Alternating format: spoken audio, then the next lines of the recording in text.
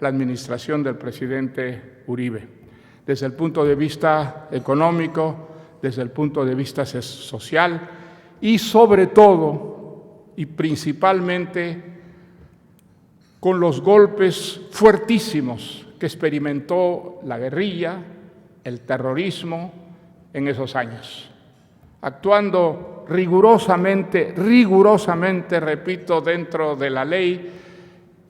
El gobierno del presidente Uribe golpeó muy fuertemente a las guerrillas de las FARC y recuperó para Colombia, entre otras cosas, el derecho a circular.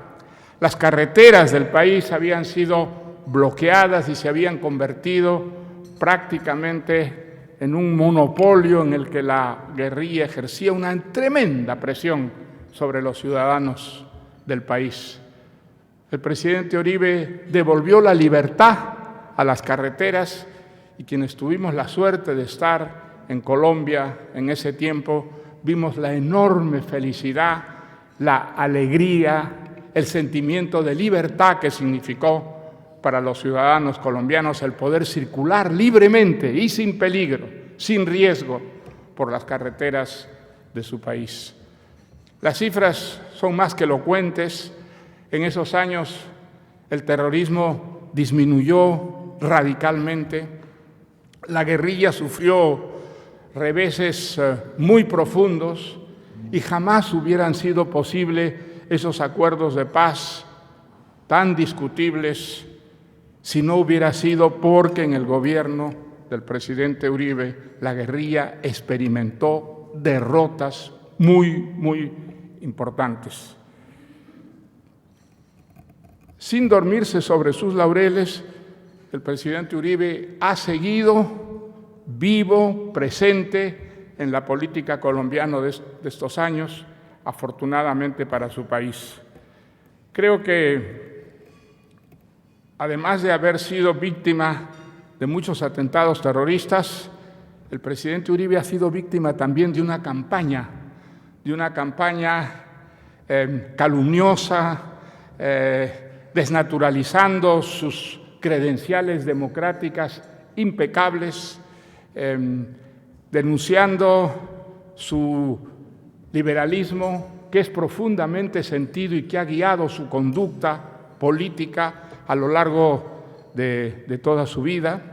Se dijo que él era cómplice de los paramilitares y los estragos que causaban, y en su gobierno los paramilitares fueron, como ustedes seguramente saben, disueltos y abandonaron, por lo menos gran parte de ellos, las acciones contraterroristas que llevaban a cabo. El presidente Uribe, se dijo, tenía en el actual presidente colombiano Duque a un mero instrumento. La realidad ha desmentido también esas calumnias.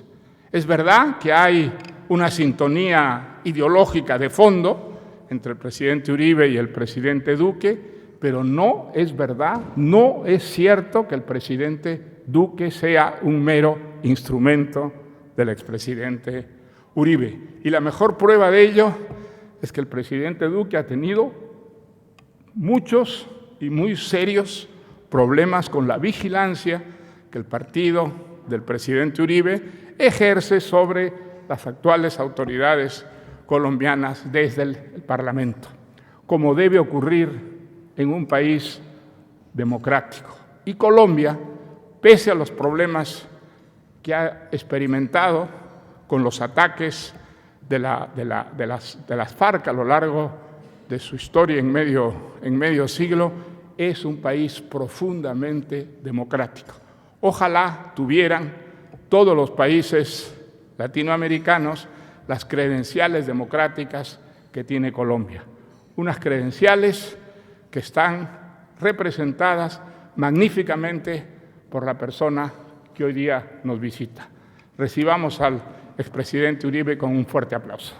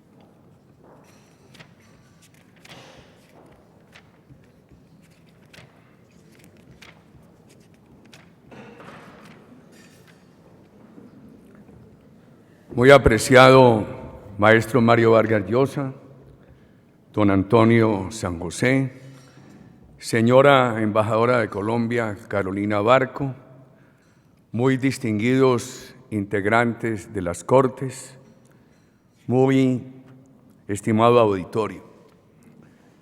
Es el más grande honor de mi vida que a un animal político como yo lo presente alguien como Mario Vargas Llosa, no solamente Premio Nobel de Literatura, un gigante de la cultura, de la erudición, de la defensa de las libertades, del liberalismo, de la democracia. A los estudiantes con quienes suelo adelantar tertulias o cursos, les recomiendo uno de sus últimos libros para que estudien a los pensadores liberales, para que sepan qué pasó en el socialismo, para que lo lean en la pluma erudita de Mario Vargas Llosa. Ese es un texto necesario para conocer de dónde venimos, en qué estamos y hacia dónde debemos llegar. He venido muchas veces a este foro de Nueva Economía. Es una de mis pocas salidas de la arena política en la cual combato todos los días en mi patria y estoy inmensamente agradecido. La democracia colombiana es la menos interrumpida de América Latina en el siglo pasado. Los mexicanos hablaban que ellos no tuvieron sino 12 años de interrupción. Colombia escasamente tuvo 4 años de interrupción democrática.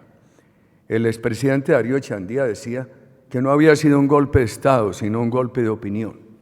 Es bien importante para examinar todo lo que ha sido la historia colombiana. La conformación de las guerrillas comunistas se da en medio de una democracia respetable que todos los días iba en proceso de mejoramiento. Eso me ha llevado a mí a establecer un contraste entre lo que fueron las acciones de civiles en armas contra dictaduras militares latinoamericanas y lo que ha sido el problema colombiano, donde hemos tenido una democracia en permanente mejoramiento y unos movimientos violentos, además financiados por el narcotráfico, y ese contraste me ha llevado a decir a mí, el idioma no solamente tiene sus raíces en la lengua, en la historia, sino también sus raíces en los momentos. En América Latina se habló de conflicto para referirse a los enfrentamientos de los civiles en armas contra las dictaduras militares, que no es el caso de Colombia. Por eso yo no he aceptado que lo de Colombia se denomine conflicto. Ha sido fundamental el apoyo de España a todos los procesos de avance democrático en nuestros países. Yo quiero destacar la contribución de la Cumbre Iberoamericana. Su permanencia en el tiempo ha sido fundamental para dos cosas: para ayudar a las democracias nuestras y para servir de factor de conexión con Europa. Lo que hemos podido hacer con la Unión Europea ha tenido en España un factor imprescindible. Gracias a España, muchos de nuestros países han logrado con la Unión Europea el acuerdo de diálogo político y los acuerdos económicos de libre mercado, libre comercio, de promoción de inversiones, y ya con muchos países europeos y con varios latinoamericanos, los acuerdos de desmonte de la doble tributación. Hay algo bien importante para destacar. A medida que la democracia, que la economía española empezó a convertirse en una de las principales del mundo, América Latina empezó a sentir las inversiones españolas. Hace 40, 50 años eran mínimas y nuestros países añoraban era la inversión inglesa, la inversión de los Estados Unidos, la inversión francesa. En las últimas 3 décadas, las empresas españolas se han convertido en nuestros países en los primeros inversionistas o en los segundos. Las remesas, España ha sido el segundo hogar de tantos latinoamericanos. Hoy se habla de 300.000 venezolanos. Cuando estaba la señora embajadora Noemí Sanín, el proceso de legalización que se hizo aquí llevó a que 280.000 colombianos se legalizaran en España, más lo que ocurre con las colonias de Ecuador, de Chile, etcétera. Y América Latina ha recibido año tras año enorme cantidad de remesas familiares que se originan en España. En el año 2017, las familias latinoamericanas recibieron 7.000 millones de dólares derivados de España. España ha contribuido con el 28% de esas remesas año tras año. En el año 2018, Colombia recibió 6.000 millones de remesas de dólares, 1.800 provenientes de España. Volviendo a Colombia, en un libro promovido por el Banco Interamericano, escrito en la Universidad de Oxford, en el St. Anthony's College, la escritora e historiadora Rosemary Thorpe afirma que Colombia se destacó muchísimo en el siglo XX y anota los siguientes puntos. Primero, mientras en otros países latinoamericanos se perdían las bonanzas cafeteras, Colombia tuvo la gran intuición de que crear el Fondo Nacional del Café, adscribir su manejo a la Federación Nacional de Cafeteros, y eso ayudó a que las bonanzas cafeteras se irradiaran en todo el país. Inclusive es de anotar lo siguiente: hasta que aumentó el narcoterrorismo, empezó a crecer el narcoterrorismo, los gobiernos del Frente Nacional en Colombia venían mostrando una gran disminución de la pobreza. Había caído sensiblemente. La pobreza vuelve a aumentarse a raíz del auge narcoterrorista a partir del final de los años 70. Y también destaca Rosemary Thorpe cómo Colombia tuvo una gran autonomía para el manejo económico. El presidente Carlos Lleras tomó unas decisiones contrariando las agencias internacionales, como fue el decreto 444 sobre control de cambios en los años 60. El presidente López Michelsen evitó que Colombia cayera en la crisis de la deuda cuando cerró el país para que no llegaran los créditos fáciles de adquirir en el momento provenientes de los países petroleros de entonces. Colombia nunca tuvo hiperinflación. Cuando América Latina sufría los fenómenos de hiperinflación, el buen manejo colombiano permitió que mientras otros países tenían 3.000% de inflación al año, en Colombia los años más críticos fueron del 27, 30% y rápidamente eso se redujo. Colombia tampoco entró en default. Colombia ha sido un país sumamente cumplido en la observancia de sus obligaciones internacionales. Esto para destacar la economía colombiana. El gobierno nuestro trabajó bajo la orientación que llamamos la construcción de confianza en Colombia, sobre 3 pilares: seguridad con valores democráticos para todos los colombianos. Mis más agudos críticos tuvieron la misma seguridad que tuvieron mis más cercanos defensores.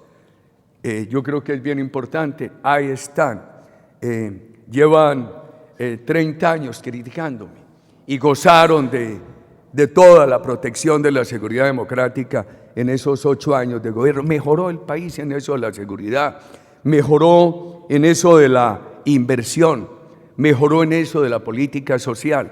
Yo decía que eran 3 huevitos, porque un país con los problemas de Colombia no puede decir que quedó perfecto. No quedó perfecto, pero quedó en un proceso de mejoramiento, y simultáneamente en los 3 elementos. No los voy a cansar a ustedes con esas cifras de la época. Y me da mucho gusto recordar que con toda transparencia logramos resolver disputas que venían de atrás con 17 compañías inversionistas de España en Colombia. Y lo hicimos con una modalidad. En el control que más creo yo frente a la corrupción es el control de opinión pública. Hace 900 años los ingleses se inventaron el Estado de Derecho y empieza ese proceso de cesión de poderes de la monarquía al pueblo, de construcción del poder dividido en ramas, del poder representativo, de la democracia participativa, y entonces llegan los controles penales, los controles fiscales, los controles disciplinarios. En mi concepto el más importante es el control de opinión. De ahí la importancia de las instituciones liberales en nuestros países. Y nosotros sometimos al examen riguroso de la opinión todos esos acuerdos con inversionistas españoles antes de formalizarlos, y eso salió bien. Quedó bien el Estado colombiano, quedaron bien los inversionistas españoles, quedó tranquila la ciudadanía, se hizo con toda transparencia. Pasemos al gobierno del presidente Duque. Primero, lo mejor que hay contra la corrupción es el ejemplo. Estamos ante un gobierno que da ejemplo.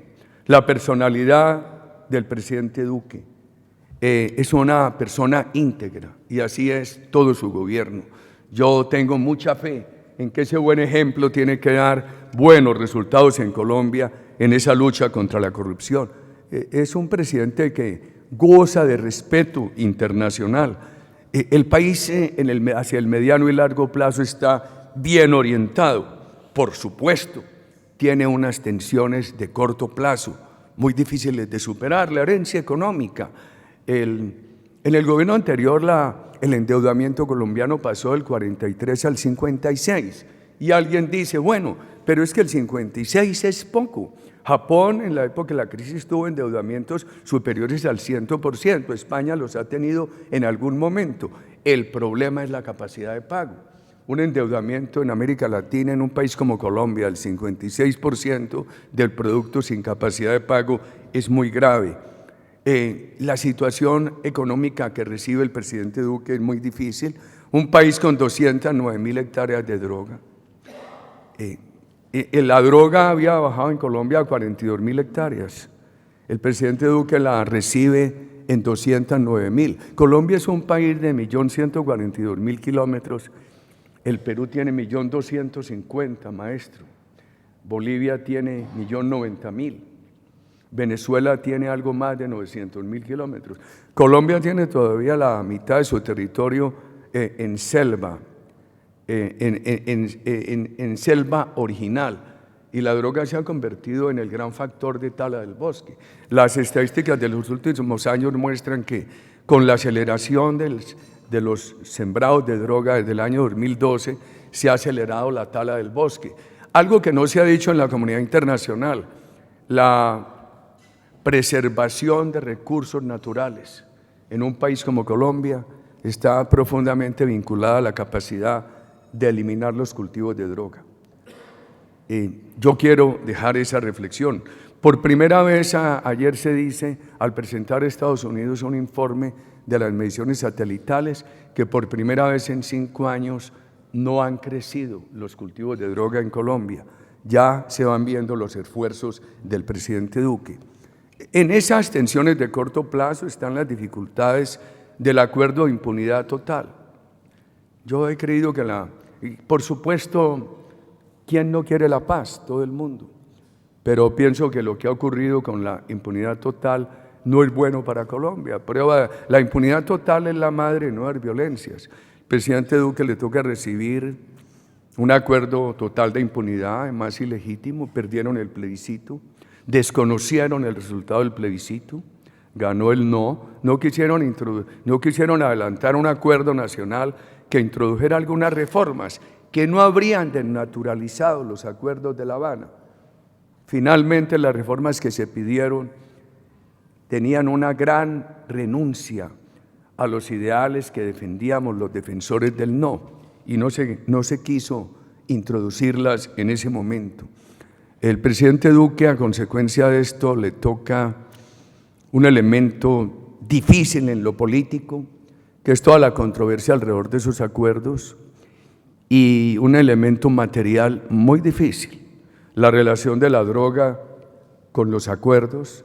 Los acuerdos los elevaron a la Constitución, después de que habían prometido no elevarlos a la Constitución.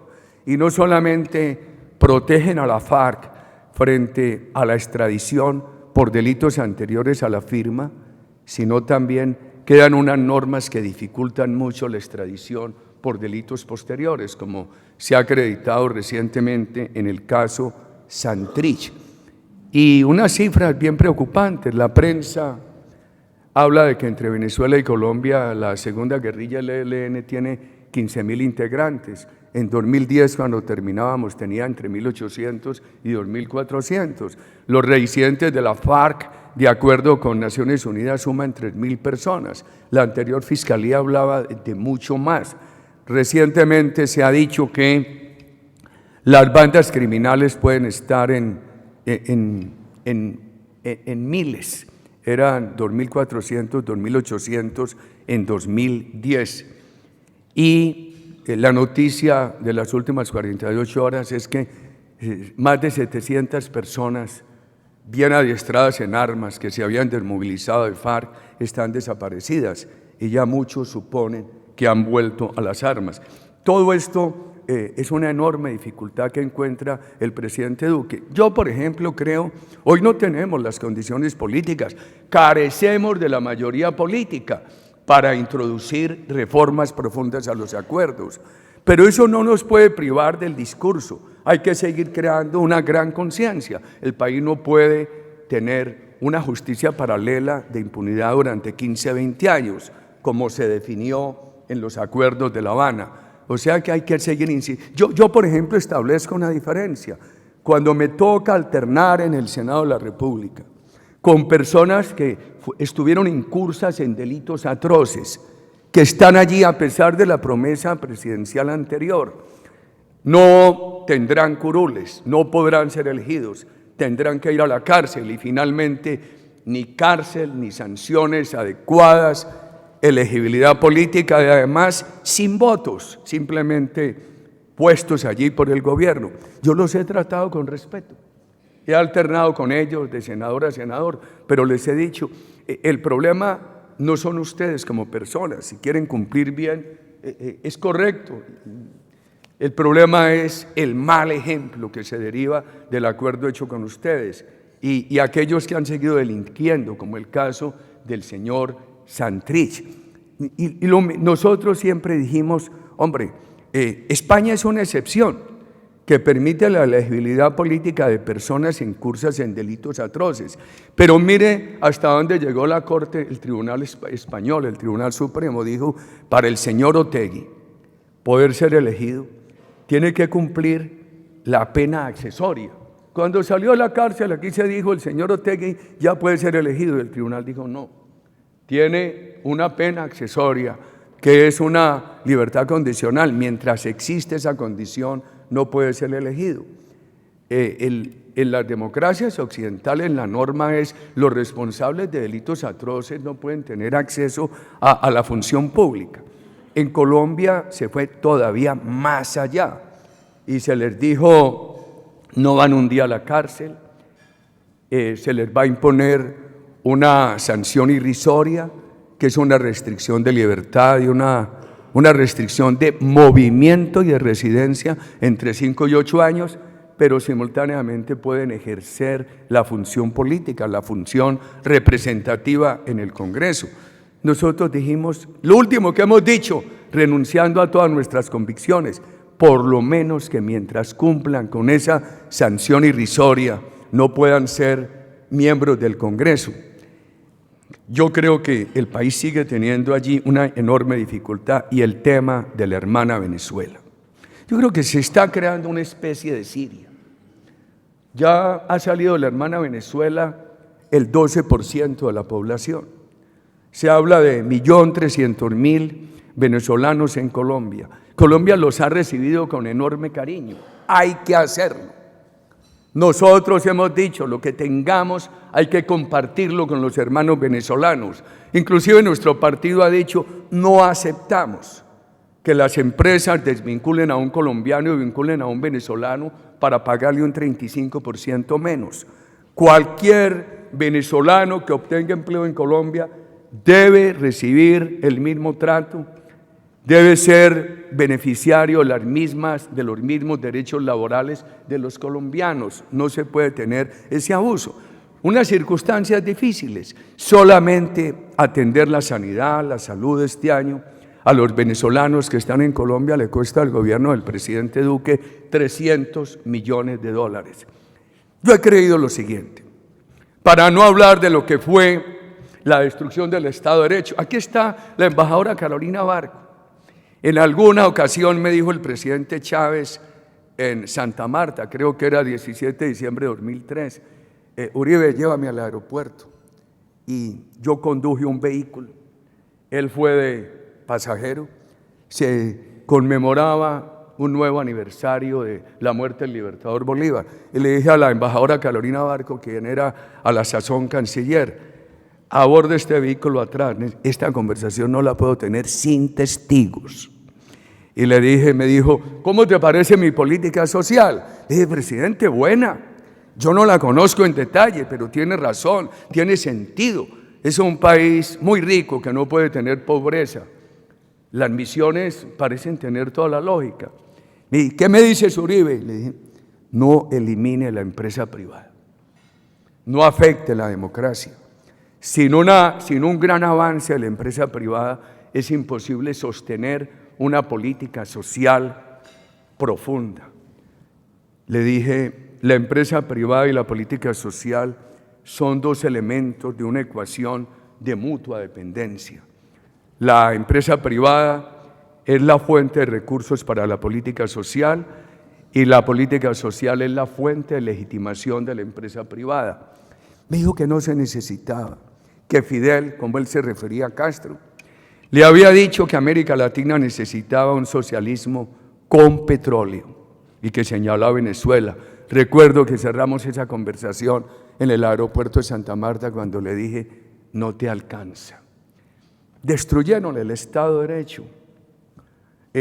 Ese control de opinión no lo ejercen hoy sino las redes. Tal vez, maestro Mario, si en la época en que se consolidó la Revolución Cubana hubiera existido el fenómeno de las redes, algo distinto habría podido suceder. Es lo único que defiende hoy a la ciudadanía de Venezuela.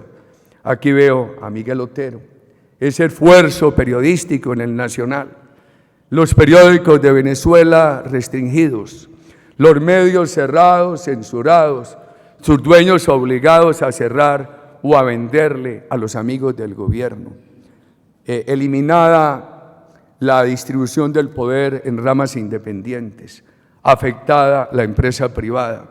Aquí veo a quien ha hecho denuncias bien estudiadas, a María Angélica Correa. Y voy a llegar a esto. Yo no creo en el diálogo. El gobierno de la tiranía de Venezuela ha sido inmejorable alumna de los Castro. Y los Castros aprendieron y desarrollaron muchas teorías. Primero, tomaron de Marx aquello que él tomó bien de Maquiavelo. Cuando te ofrezcan diálogo, adelántalo. No pienses que es generosidad de la contraparte, es debilidad. Aprovéchalo para consolidarte. Eso es lo que ha hecho la tiranía de Venezuela, aprovechar el diálogo para desorientar el mundo, para consolidarse. A mí me parece muy grave que se siga por parte de la comunidad internacional estimulando ese diálogo que solamente consolida esa tiranía. Y Venezuela este año hizo algo muy importante, que fue proclamar presidente al presidente de la Asamblea. Entonces, creó un camino constitucional y democrático para poder buscar una solución de fuerza. Yo diría que con la experiencia en América Latina, a mi generación joven siempre le dijeron, este año caen los Castro, van a cumplir 61 años de consolidación, y lo que hicieron fue frenarle todas las posibilidades de desarrollo y progreso a esa gran nación. Yo temo que ocurra lo mismo en Venezuela. Ellos van a terminar de expulsar del país 10 millones de ciudadanos que podrían ser la contraparte en la concepción económica, en el manejo de empresa privada. Aplican aquello que Castro les dijo: hoy no se puede ganar el poder por la vía armada, hay que ganarlo por la vía electoral. Y hay dos temas: la corrupción y la inequidad, pero hay que mantenerse en el poder con elecciones mientras se puedan controlar. Y la economía la tiene que manejar el gobierno, y aquella economía contraria hay que expulsarla del país. Esa receta de Castro la han cumplido a cabalidad por parte de la tiranía de Venezuela. Yo creo que eso necesita ya una solución de fuerza, no para instalar un golpe militar, un gobierno militar, sino para respaldar un gobierno de fuente legítima, que es el gobierno de Guaidó, y poder llegar rápidamente a unas elecciones libres, no presididas por la tiranía. Cambiar a Maduro por otro a la tiranía no tendría importancia. Yo creo que se necesita es llegar al nacimiento de una nueva era democrática, y Venezuela desde enero, febrero de este año definió muy bien el tema en cabeza del presidente Guaidó. Estas son algunas de las tensiones del presidente Duque, pero el país está bien orientado, bajo su lema: legalidad, emprendimiento, equidad. Estimados inversionistas, ha habido una gran reducción de impuestos. Colombia había quitado los incentivos tributarios, la ley de estabilidad, se había convertido en el cuarto país del mundo con más impuestos. El presidente Duque ha hecho una gran reducción de impuestos, ha introducido normas de flexibilidad laboral. Nosotros estamos trabajando, maestro Vargas Llosa, guiados en el partido por una idea: menos impuestos, austeridad del Estado, pero mejor remuneración. No una economía de antagonismo entre empleadores y trabajadores, sino una economía de gran solidaridad. En la historia universal, cuando se confrontaba al mercado con el Estado, del lado del mercado solamente aparecían los empresarios. Yo creo que hoy hay que buscar que del lado del mercado estén los empresarios y los trabajadores, no como antagonistas, sino en una gran relación solidaria. Por eso hemos dicho: tampoco creemos en las rigideces laborales, creemos en la flexibilidad laboral, pero con mejor remuneración. Yo confío que el presidente Duque vaya logrando en eso un gran avance. Si ustedes miran el Plan de Desarrollo de Colombia, hay unas metas sociales extraordinarias. Les recomiendo solamente mirar las metas educativas. Por primera vez, Colombia empieza a tener un presupuesto para educación superior al 5% del PIB. Y en medio de las dificultades económicas, el presidente Duque lo ha logrado. Se esperaba que el país no pudiera cumplir la regla fiscal este año. Ha sido tanta la austeridad del gobierno, el control de la evasión, que va creciendo el recaudo en un 8 o 9%, pero al mismo tiempo va a tener un déficit que estaba en el 4% del 2.4%. El año entrante será del 2.2%. Sin hacer modificaciones de la regla fiscal, el gobierno la va cumpliendo. Y hay algo muy importante: Colombia vuelve a tener superávit primario. Este año tendrá un superávit primario del 0,6%. Y en cuanto a la inversión extranjera, qué buena noticia, en el primer trimestre creció un 68%, pero no solamente en el sector minero energético, en el sector manufacturero hubo un crecimiento de $500 millones. Es bien importante, un portafolio de inversión diversificado llegando a los sectores productivos de Colombia. Y las compañías españolas vuelven a tener alguna confianza en el país. Anoche preguntaba yo a las compañías extranjeras españolas que se han retirado de Colombia. Pues se retiraron en los últimos 2 años, en el último año y medio. Todavía quedan algunas dificultades que yo confío que el gobierno del presidente Duque las vaya superando. Yo terminaría aquí para recoger preguntas de ustedes, muy estimados asistentes. Les ofrezco la palabra con el mayor de los gustos.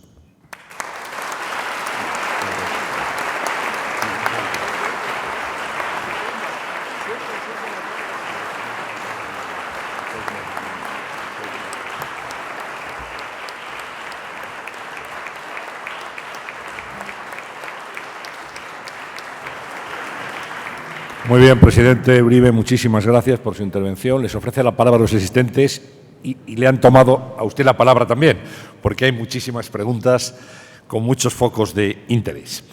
Vamos a ver si podemos dar paso a la mayor parte de ellas. La primera nos viene desde Joan Mesquida, es diputado del Partido Ciudadanos, y le dice: ¿cuáles son las claves que motivaron durante su mandato una disminución tan importante de la criminalidad en Colombia?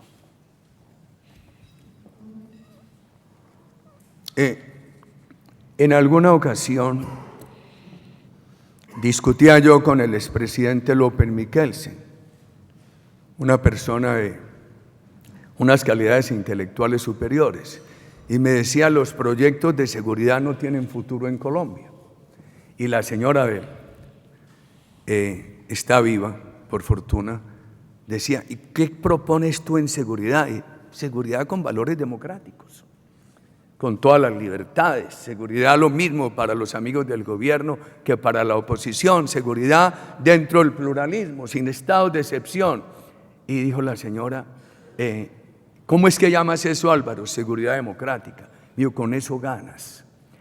Y fue lo que aplicamos, pero no solamente seguridad, simultáneamente con una gran política de austeridad en el Estado, una gran política de inversiones privadas y una gran política de cohesión social. La pobreza, que estaba en el 53, bajó al 37, nuestra meta era el 35, pero no pudimos porque vino la crisis de la economía internacional. Colombia se había preparado muy bien, habíamos subido el crecimiento del 1% al 7%, vino la crisis, bajamos al 1,9%, pero en ese mismo año Chile, México y Brasil tuvieron unos crecimientos negativos entre el 3,5% y el 6%. Entonces nosotros avanzamos simultáneamente en seguridad con valores democráticos, en austeridad del Estado, en promoción de inversiones y en política social. Suficiente no, pero íbamos por un camino, diría yo, que aceptable, que permitió el resultado de las elecciones de 2010 para elegir a nuestro sucesor. Sobre eso quisiera decir lo siguiente: el país lleva 4 años con la reducción de la pobreza estancada. Confiamos que a medida que se sienta el efecto de las políticas del presidente Duque, a pesar de las tensiones de corto plazo, podamos ver una nueva reducción de la pobreza. Pregunta que le formula Wendy Lazcano, de W Radio de Colombia. Dice: usted ha llamado a los militares venezolanos a apoyar a Guaidó y hacer un lado a Maduro. ¿No cree que está incitando a un golpe de Estado en Venezuela? ¿Cuáles pueden ser las consecuencias de esto? El golpe de Estado lo ha dado Maduro, lo dio Chávez. Acabaron el Estado de Derecho. Eso la comunidad internacional debe entender, que el golpe de Estado se dio. Lo que se quiere es un restablecimiento democrático. Y inversión y una intervención militar extranjera, nadie lo va a hacer y no es deseable. El pueblo de Venezuela es un pueblo heroico. Además ha sabido estar en las calles.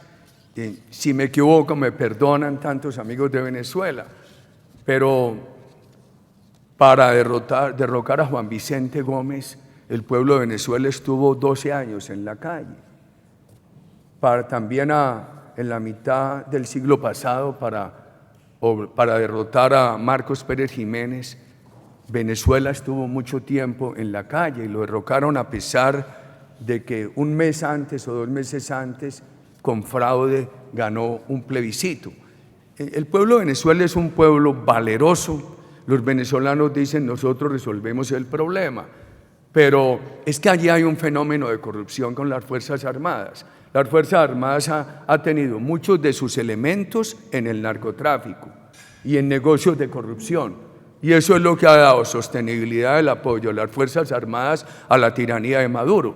Yo creo que decir que hay que quitarle a esa tiranía el apoyo de las Fuerzas Armadas, dárselo al presidente Guaidó, no es provocar un golpe de Estado, es provocar el restablecimiento democrático. Es que miren una gran inteligencia en las decisiones venezolanas, lo que se les ocurrió en enero de este año, decir: tenemos un presidente constitucional que es el presidente Guaidó.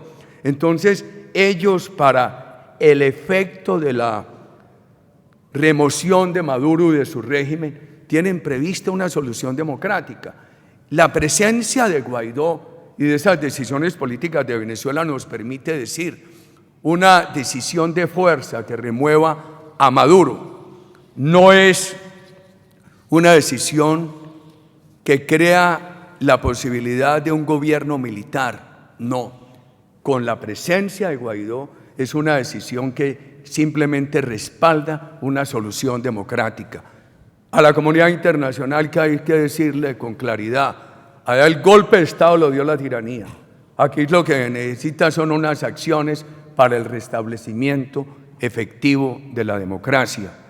Una de las cosas que se hizo en Colombia en aquellos años, por los cuales preguntó alguien de Ciudadanos, fue generar confianza en nuestra democracia y tener un gran equilibrio entre la democracia participativa y la representativa. Hoy la representativa hay que legitimarla todos los días con la participativa, y la participativa sin representación se anarquiza. Yo creo mucho en el proceso de Venezuela. Ahora, los resultados no se dan de medianoche para el día, porque al presidente Duque, cuando, maestro Mario, si me equivoco, me corrige, pero yo creo que el gran liderazgo, cuando la dictadura de Cuba mostró su real orientación, lo ejercieron en América Latina el presidente Rómulo Betancourt y el presidente Alberto Lleras.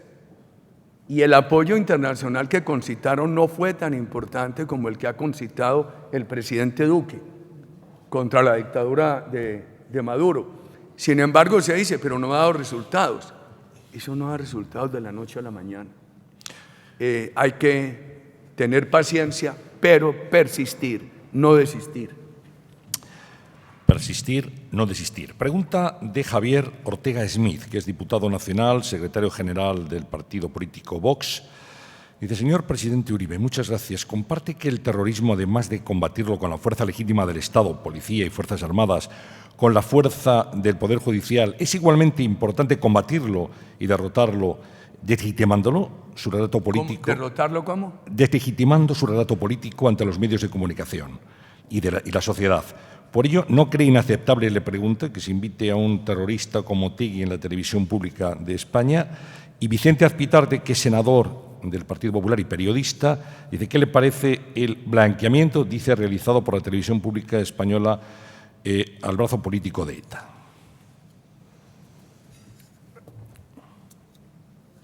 Yo nunca me quejé de que los medios de comunicación le dieran espacio a los terroristas. Como presidente de Colombia y mirándolo retroactivamente, yo he discutido con periodistas, pero nunca le he reclamado por un editorial a un medio, ni he pedido que publiquen algo a mi favor. Yo creo que me lo reconoce la oposición colombiana, la oposición a mis tesis, y nunca reclamé porque publicitaron un terrorista. Los combatí, prescindiendo de lo que hicieran los medios de comunicación, y los sigo combatiendo. Los medios de comunicación y la empresa privada son los que tienen que adquirir claridad, conciencia sobre los riesgos. Ellos verán, pero desde una perspectiva democrática le queda muy difícil a un político pedir censuras. No, yo no me atrevo a hacerlo.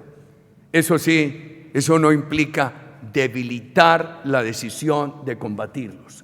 Toda la fortaleza para combatirlos y al mismo tiempo todo el respeto a las libertades democráticas. Hay varias preguntas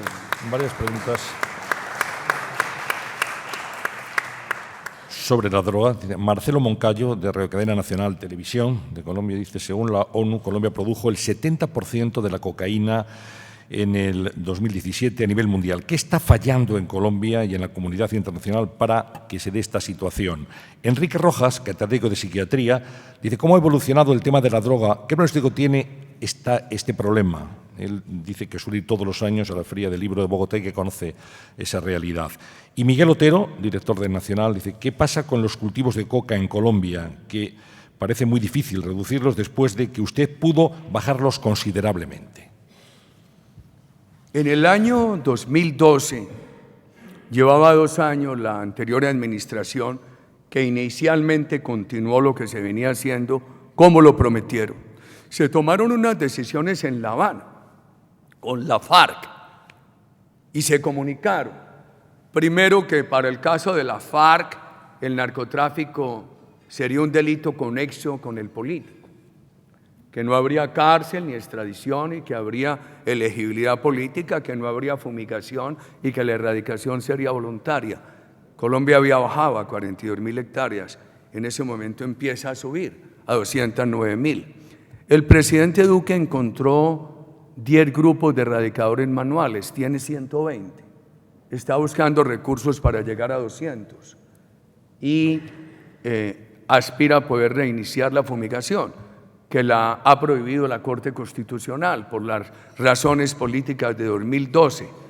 En Colombia se utiliza el glifosato en la agricultura comercial como en todo el mundo y solamente en el mayor año se utilizó un 2% del total de utilización de glifosato en el país para combatir los cultivos ilícitos. El presidente Duque por lo menos ha logrado que no siguiera creciendo la droga en Colombia. Yo creo que eso es lo que hay que rescatar del informe de ONU que se conoció ayer.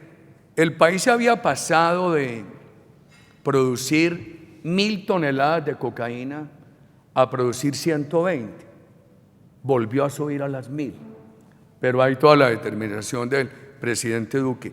Ahora, los cultivos sustitutivos. Sí, puede haber cultivos sustitutivos de café, de cacao, de palma africana, de caucho, pero hay que proteger la selva.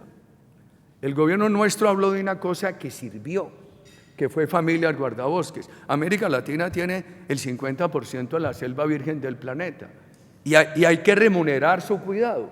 Uno no le puede decir al campesino brasilero, mire, no tale la selva para sembrar soja o para sembrar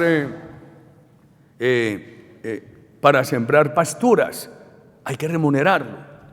La idea nuestra es remunere a las comunidades para poder cuidar la selva. El gobierno nuestro tuvo una cosa que sirvió, se llamaba familias guardabosques, era 120.000 familias que recibían un pago periódico cuando Naciones Unidas certificaba que colectivamente estaban cumpliendo con mantener las áreas asignadas libres de droga, supervisando la recuperación de la selva. Eso se acabó en la administración anterior. El presidente Duque está haciendo un gran esfuerzo. El plan de desarrollo que se acaba de aprobar tiene un capítulo que se llama Pago por Servicios Ambientales. Yo confío que en la medida que eso lo ejecuten va a poder mostrar un mejor resultado. Y hay que tener en cuenta que desde hace varios años, cuando Colombia restableció en la administración que me tocó presidir el Air Bridge Denial, la interceptación aérea, los vuelos ilegales del espacio aéreo de Colombia se trasladaron al espacio aéreo de Venezuela, donde ha habido permisividad, complicidad con el narcotráfico. Con el factor venezolano actual es muy difícil para el gobierno de Colombia ese combate. Pero además tenemos otro problema. Buena parte de la droga se está quedando en Colombia. Hoy tenemos 1.700.000 consumidores. Y a raíz de ese debate universal yo destaco lo siguiente: el presidente Duque no se puso del lado del prohibicionismo ni del lado de la legalización. Produjo un decreto que dice: se decomisa la droga en los parques, en los vecindarios de los colegios, en las vías públicas, pero el consumidor no se lleva a la cárcel. Yo creo que es una política bien equilibrada, pero también ha dicho, es ilegal su porte, hay que decomisarla. El país tiene que hacer un gran esfuerzo en ese decomiso. Yo creo que se acabó la disculpa, es que consumen en Europa, en los Estados Unidos. No, nosotros tenemos 1.700.000 consumidores.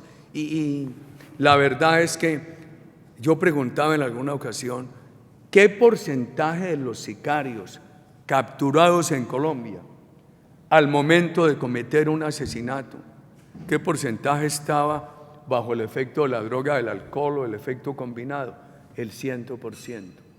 Una vez le pregunté al secretario de Justicia de los Estados Unidos qué porcentaje de los homicidios norteamericanos son cometidos bajo el influjo de la droga, del alcohol.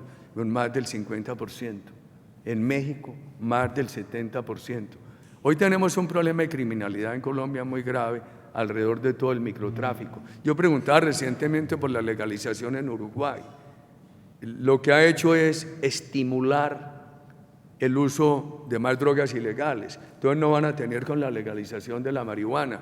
Es una escala sin techo, distinguidos amigos. Creo que lo del presidente Duque, que se margina de la contradicción entre el prohibicionismo y la legalización, con ese decreto del decomiso, con una política de prevención, de educación, no de cárcel al consumidor, yo creo que eso está bien puesto. Y hablando de droga, una curiosidad, presidente, ¿qué le pareció a usted la serie Narcos de Netflix? ¿Qué parece qué? La serie Narcos de Netflix, ¿qué le pareció? Pues hombre, la sufrimos tanto que no la veo.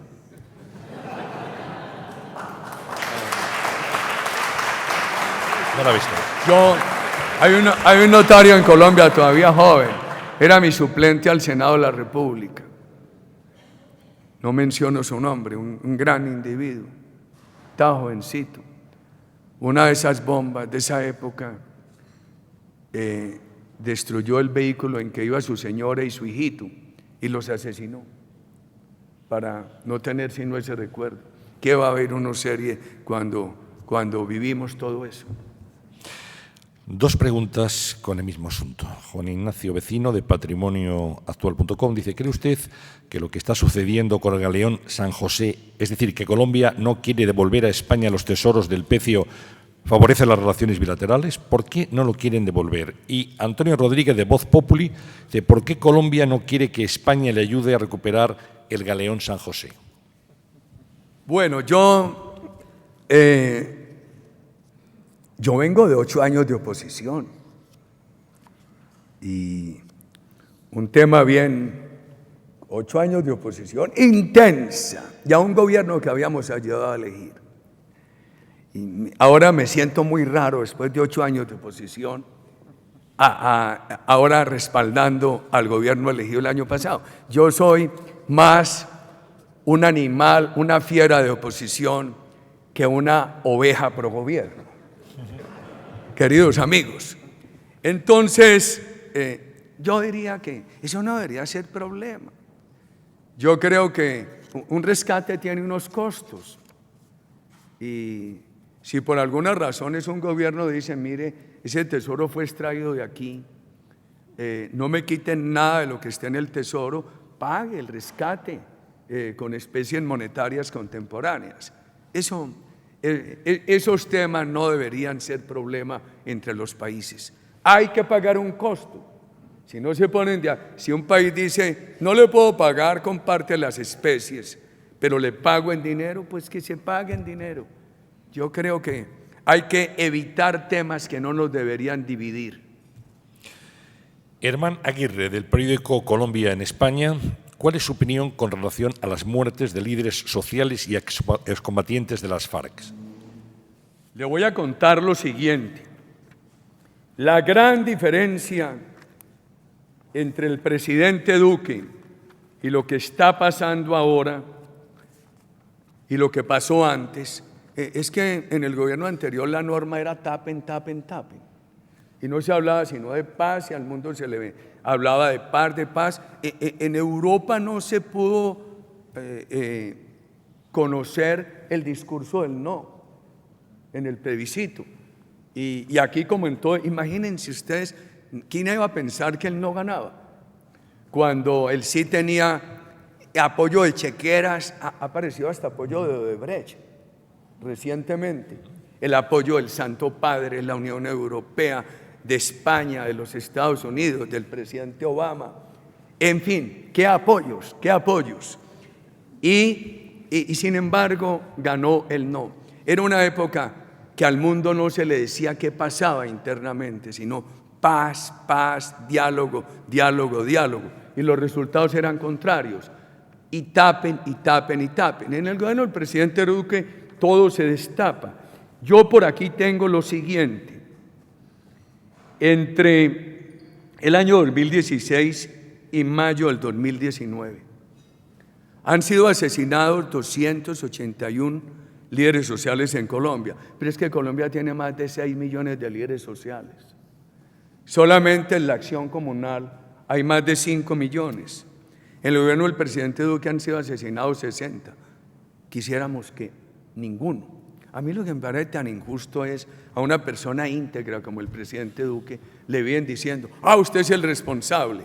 No le dijeron nada al anterior gobierno. Y la justicia colombiana ya ha esclarecido el 58% de estos asesinatos, con una gran presión y un gran apoyo del gobierno del presidente Duque. Responsables, ELN, disidentes FARC, bandas criminales de narcotráfico. Imagínense ustedes. Entonces, en el discurso nacional e internacional responsabilizan al presidente Duque. Por ejemplo, personas de la FARC. Desde la firma de esos acuerdos han sido asesinados 135, 26 en el gobierno del presidente Duque, pero más de 4.000 desmovilizados de FARC tienen una protección muy fuerte de parte de las fuerzas de protección del gobierno del presidente Duque. Entonces, y 10.000 están recibiendo un cheque mensual. Que además no se puede decir que la reinserción es nueva. El gobierno Alberto Lleras, 1958-1962, reinsertó gran cantidad de lo que venía de las guerrillas políticas. Lo había hecho el general Rojas Pinilla. Después el gobierno de Elisario Betancur hizo lo mismo. Colombia ha sido generosa en materia de reinserción. El gobierno del presidente Virgilio Barco, padre de la señora embajadora Carolina Barco, avanzó mucho en todo lo que fue la reinserción del M-19, del EPL, con enorme generosidad. En el gobierno nuestro se reinsertaron 35.000 paramilitares, se reinsertaron 18.000 guerrilleros sin reformas constitucionales, sin impunidad absoluta. A mí me dicen, Uribe, pero es que usted llevó a la cárcel a los paramilitares por delitos atroces entre 5 y 8 años, y es muy poco. Le digo a mis críticos, sí, para esos crímenes es muy poco, pero estos otros no tienen un solo día de cárcel. Aquellos no tuvieron elegibilidad política, estos la tienen. En ese momento no cambiaron la Constitución, ahora la cambiaron. Ahora se crea, una de las cosas por las cuales yo creo que Colombia necesita reformar esos acuerdos es porque el país está condenado a tener 20 años de una justicia especial que FARC dice que ellos la concibieron no como un órgano de justicia, sino como una garantía de los derechos que adquirieron en la negociación con el gobierno anterior. Entonces, Colombia siempre ha sido generosa con la reinserción. Nosotros tuvimos que extraditar 14 cabecillas paramilitares, porque estaban en la cárcel en Colombia cumpliendo con las medidas excepcionales de la época, pero reincidieron en el delito. Fueron enviados a cárceles de Estados Unidos. Ahora es imposible extraditar por delitos anteriores y casi imposible por delitos posteriores. Que no nos vengan a decir que es nuevo lo de la reinserción colombiana. Colombia siempre ha sido generosa con la reinserción. Lo que nosotros no estamos en contra de eso. El presidente Duque desembolsa 10.000 cheques al mes. Con lo que estamos en contra es con la impunidad absoluta, queridos amigos. Y yo diría que hay que decirle a Europa, a España, a la comunidad internacional, no estén preguntándole al canciller colombiano, ¿y usted por qué no le cumple a la FARC? Pregúntenle si sí van a adelantar las reformas a los acuerdos que se prometieron en la campaña electoral del año pasado. Yo creo que también hay que crear ese balance, porque lo único que se ha escuchado en Europa es el discurso pro impunidad total, el discurso en favor de esos acuerdos. Nunca se conoció qué pretendía el no. el día que ganó el no, nosotros nos demoramos para hablarle al país. Y hablamos alrededor de las 9:30 de la noche y dijimos, proponemos un gran acuerdo nacional. Al siguiente día llamamos al presidente entonces, le pedimos una cita, fuimos a proponerle el acuerdo nacional. No quisieron, desconocieron el triunfo democrático del no simplemente por complacer las pretensiones del terrorismo. Hoy el gobierno del presidente Duque le da protección eficaz a más de 4.000 exintegrantes de FARC. Eso lo tiene que saber la comunidad internacional y que se dejen de pensar que el gobierno es el responsable de asesinatos. Estamos ante un gobierno íntegro, que se diferencia del gobierno anterior en que este gobierno es íntegro y que en este gobierno todo sale a la luz pública, como debe ocurrir en los estados democráticos. Todo lo contrario de lo que era la política del tapen. Vamos con las dos últimas preguntas, ya por cuestión de tiempo. José María Navalpotro, de Mundo Cristiano, le pregunta cómo ha sido el papel de la Iglesia Católica en relación a los acuerdos con la guerrilla y cuál podría ser el papel de la Iglesia en la vecina Venezuela. Qué tema tan difícil. Yo que tengo tantos contradictores, no he querido nunca graduar de contradictores a integrantes de la Iglesia Católica o a los pastores de las iglesias cristianas. Yo diría que toda la Iglesia Católica quiere la paz, como la quieren todos los colombianos. Frente al plebiscito y los acuerdos hubo divisiones. Más vociferantes los amigos de los acuerdos, menos vociferantes, pero igualmente efectivos los que tenían discrepancias con los acuerdos. Creo que en ese tema hay que ser prudente. Yo comprendo que la Iglesia Católica no puede negar un diálogo, pero lo que sí tiene que ver todo el mundo es que el diálogo en Venezuela solamente ha servido para consolidar la tiranía. Quizá quien, por su misión en esta tierra, menos puede aceptar eso es la Iglesia Católica, pero también vale la pena una reflexión. Porque yo quisiera, antes de cerrar, decir esto. ¿Dónde está la legalidad en Venezuela? ¿En mantener la dictadura o en removerla? Voy a hablar exclusivamente de las normas legales. Cuando uno revisa el ordenamiento de Naciones Unidas, están vigentes las normas humanitarias que obligan a los países signatarios a remover las causas de las crisis humanitarias. La causa de la crisis humanitaria en Venezuela se llama Chávez Maduro. La remoción es un imperativo que deriva de las resoluciones de Naciones Unidas. Por eso digo yo que una acción de fuerza para darle respaldo eficaz al presidente Guaidó y poder avanzar hacia el restablecimiento total de la democracia es legítima y es legal. Porque al contrario que violar los derechos humanos sería buscar su vigencia. Al contrario que violarle la legalidad sería aplicar la legalidad internacional de protección de los pueblos frente a las crisis humanitarias. Y entonces, ahí creo yo que ¿servirá el diálogo para remover la dictadura, la tiranía? Yo soy escéptico por lo que ha enseñado la historia. Bien, la última cuestión, presidente, es económica. La fórmula Ximena Marín, de La Tercera de Chile, dice: ¿está afectando la guerra comercial del presidente Trump con China a Colombia, ya que el país asiático tiene acuerdos comerciales con Latinoamérica? China. Maestro, me imagino que a usted le tocó en Perú y en Bolivia recibir las revistas de China Roja, cuando nuestra generación estaba joven. Yo dividiría la historia de China en América Latina en el apoyo a las guerrillas comunistas, cuando nuestra generación era joven. Después dejaron ese tema a un lado Eso merece un aplauso. Vino la participación comercial y en inversiones, más en los países mineros que en países no mineros como Colombia.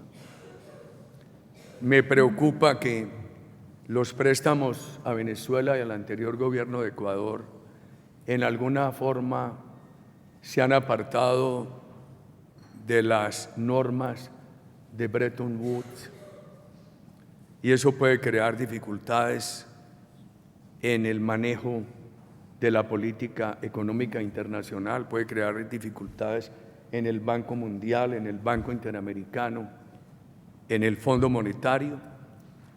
Ayer en el Foro de Concordia aquí se anunciaba que China puede ser el gran dominante en la inteligencia artificial y eso no debería tener exclusividades, eso necesita un pluralismo de actores.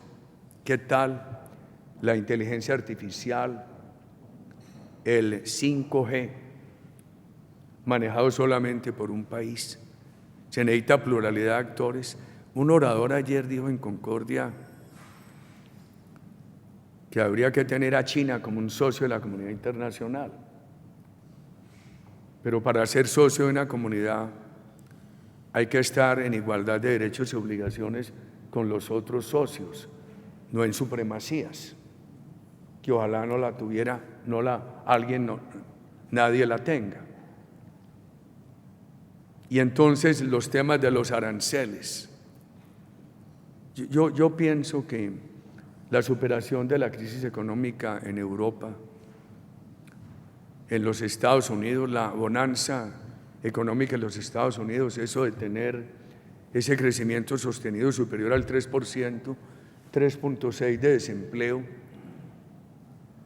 podría tener una afectación por un fenómeno inflacionario derivado de los aranceles. Creo que los americanos no podrán dejar de comprarle autopartes a China, ni China a Estados Unidos.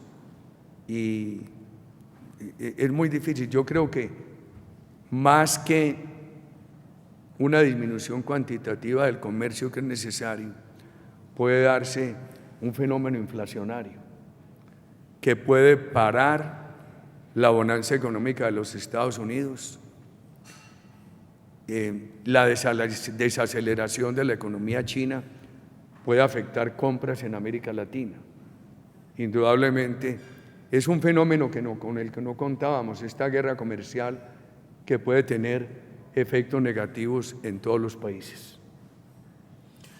Muy bien, presidente Álvaro Uribe, ha sido un placer escucharle. Muchísimas gracias por su intervención. Muchas gracias también a Mario Vargas Llosa por su participación en este desayuno y a todos ustedes, por supuesto, por su asistencia. Muy buenos días.